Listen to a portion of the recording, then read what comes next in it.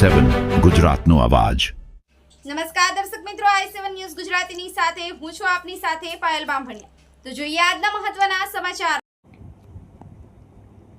ભિલોડામાં વાંદિયોલના સરપંચના મામલતદાર કચેરીમાં ધરણા। 3 જર્જરિત આંગણવાડીઓના નવા મકાન માટે માંગણી કરી હતી। ભિલોડા તાલુકાના વાંદિયોલ ગ્રામ પંચાયત વિસ્તારમાં આવેલા અસાલ, વાંદિયોલ અને સોડપુર ગામની આંગણવાડીઓની સ્થિતિ અત્યંત જર્જરિત છે। ચોમાસામાં મકાનોમાં પાણી ટપકે છે, જેના કારણે આંગણવાડીમાં અભ્યાસ કરતા બાળકોને જર્જરિત મકાનમાં જોખમ રહ્યું છે।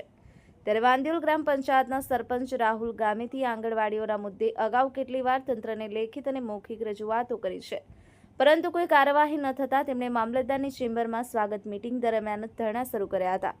ઘટનાની જાણ થતાં ભિલોડાના તાલુકા વિકાસ અધિકારી ચિંતનભાઈ પણ મામલતદારની ચેમ્બરમાં આવી પહોંચ્યા હતા। તેમણે સરપંચને આશ્વાસન આપ્યું હતું, જેના પગલે ધરણાનો અંત આવ્યો હતો।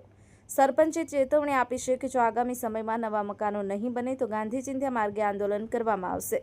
બ્યુરો ચીફ કૌશિક સોની, i7। મારું નામ ગામેથી રાહુલ છે। હું વાંદિયોલ ગ્રામ પંચાયતમાં સરપંચ છું અને અમારા વિસ્તારની અંદર 3 આંગણવાડીઓ સરકારશ્રી દ્વારા મંજૂર કરવામાં આવી હતી, પણ કોઈને કોઈ કારણોસર જે એજન્સીને કામ આપવામાં આવ્યું એ એજન્સી છેલ્લા 1 વર્ષથી અમને ગોળ જવાબ આપતી હતી, જેથી કરીને અમારા ચોમાસાની સિઝનમાં બાળકોને ભાડાના મકાનમાં મંદિર જેવી જગ્યાઓ બેસીને ભણાવવા પડતા હતા। એટલે અમે તાલુકા સ્વાગતની અંદર અમારો પ્રશ્ન મૂક્યો હતો, પણ તાલુકા સ્વાગતની અંદર અમને એ કામ ચાલુ કરવા માટે હાલ 15 દિવસનું સમય મર્યાદા આપવામાં આવી છે અને અમે ત્યાં ધરણા કર્યા ત્યારે અમારું આટલું અમને આશ્વાસન આપવામાં આવ્યું અને અગાઉના સમયમાં જો આ 15 દિવસની અંદર અમારી આંગણવાડીઓનું કામ ચાલુ નહીં કરવામાં આવે તો અમે ગાંધી ચિંધ્યા માર્ગે અમે તાલુકા પંચાયત કચેરી આગળ પણ ધરણા કરતા ખચકાશું નહીં।